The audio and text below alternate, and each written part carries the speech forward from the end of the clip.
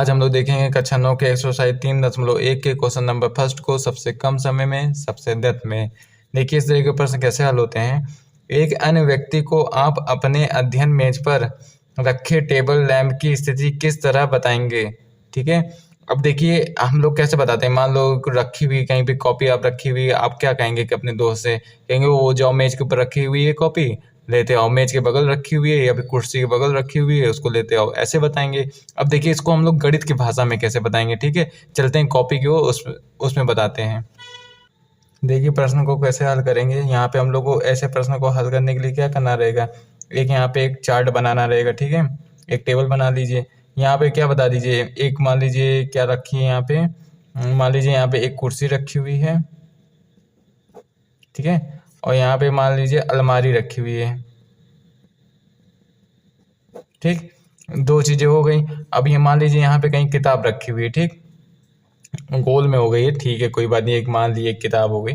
ठीक है, या फिर लैंप रखा हुआ है मान लीजिए।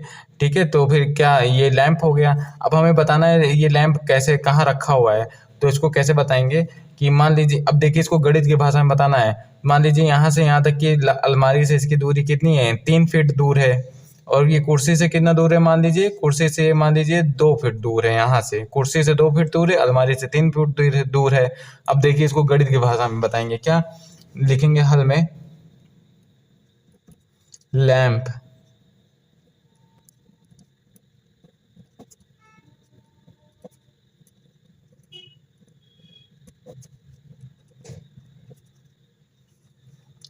देखिए लैंप की स्थिति के लिए निर्देशांक 3,2 है।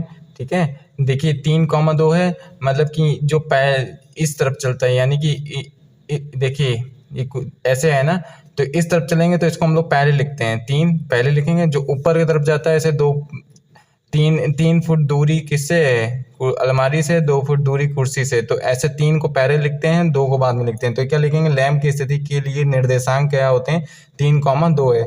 और यहाँ पे लिख देंगे जो हम लोग मापे हैं वो फीट में है।